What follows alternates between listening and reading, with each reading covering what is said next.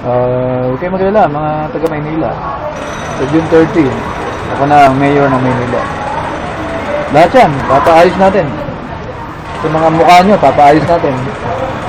Sa mga sirang kalye na yan, tatambakan natin yan, sa semento natin yan. Si Mayor Lim, tama yan, magpahinga na siya. Dahil matanda siya sa akin ng 7 taon. Okay, ako naman, 56 lang. Dapat erap. Ha? Dapat erap. Yun. Eh, ako naman, 56 lang. Pero si Erap, 76. Eh, kaya natin yan, ha? 3 taon, mapapaganda natin ang Maynila.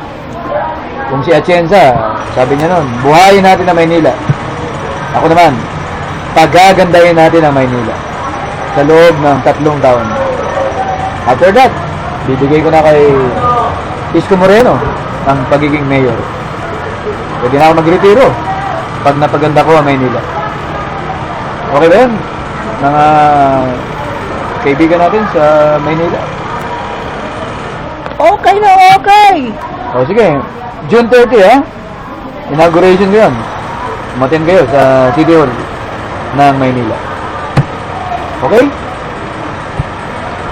Okay na, sarapin na. Sarapin na.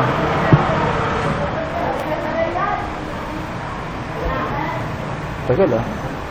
Mamaya may magsabi na naman din sa Facebook. Tagal ah.